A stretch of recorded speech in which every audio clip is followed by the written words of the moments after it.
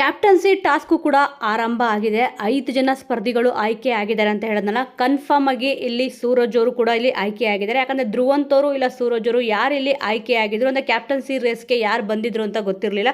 ಈಗ ಕನ್ಫರ್ಮ್ ಆಗಿದೆ.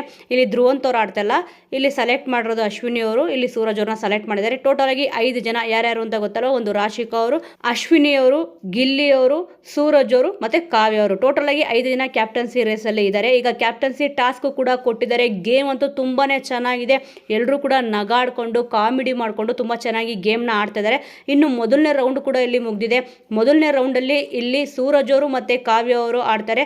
ಇನ್ನು ಎರಡನೇ ರೌಂಡಲ್ಲಿ ಅಶ್ವಿನಿ ಅವರು, ಗಿಲ್ಲಿ ಅವರು, ರಾಶಿಕ್ ಅವರು 3 ಜನನು ಇಲ್ಲಿ ಬಿಟ್ಟಿದ್ದಾರೆ.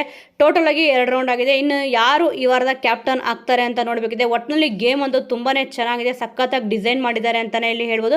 ಅಂದರೆ ಕಣ್ಣಿಗೆ ಇಲ್ಲಿ ಬಟ್ಟೆ ಕಟ್ಟಿರ್ತಾರೆ ಮತ್ತು ಬಾಲ್ಗಳು ಕೂಡ ಇಲ್ಲಿ ಹಾಕಿರ್ತಾರೆ, ಕಾಲಿಗೆ ಗೆಜ್ಜೆ ಕಟ್ಟಿರ್ತಾರೆ. ಆ ಗೆಜ್ಜೆ ಸೌಂಡು ಬಾಲ್ನ ಇಲ್ಲಿ ಎತ್ಕೋಬೇಕಿದೆ. ಇನ್ನೊಬ್ಬರು ಎದುರುಗಡೆ ಇರೋ ಸ್ಪರ್ಧೆ ಇಲ್ಲೇನ ಹೊಡೆದ್ರೆ ಅವರು ಪಾಸ್ ಆಗಬೇಕಾಗುತ್ತೆ, ಅಂದರೆ ಹಾಗೆ ನಿಂತ್ಕೋಬೇಕಾಗುತ್ತೆ. ಈ ರೀತಿಯಾಗಿ ಒಂದು ಗೇಮ್ ಅಂತೂ ತುಂಬಾ ಚೆನ್ನಾಗಿದೆ. ಆದರೆ ಇಲ್ಲಿ ಮೊದಲನೇ ರೌಂಡಲ್ಲಿ ಕಾವ್ಯ ಅವರು, ಸೂರಜ್ ಅವರು ಹೋದಾಗ ಸ್ವಲ್ಪ ಕಾವ್ಯ ಅವ್ರ ಕೈಗೆ ಕೂಡ ಇಲ್ಲಿ ಏಟ್ ಬಿದ್ದಿದೆ, ಬಲ್ಗೈಗೆ. ಇಲ್ಲಿ ಅವರು ಕೂಡ ಸ್ಮಾಲ್ ಇಂಜುರಿ ಅಂತಲೇ ಹೇಳ್ಬೋದು, ಅಂಥ ದೊಡ್ಡ ಇಂಜುರಿ ಅಲ್ಲ, ಸ್ವಲ್ಪ ಇಲ್ಲಿ ತರ್ಚ್ಕೊಂಡಿದೆ. ಅವರು ಕೂಡ ಇಲ್ಲಿ ಬ್ಯಾಂಡೇಜ್ನ ಹಾಕೊಂಡಿದ್ದಾರೆ.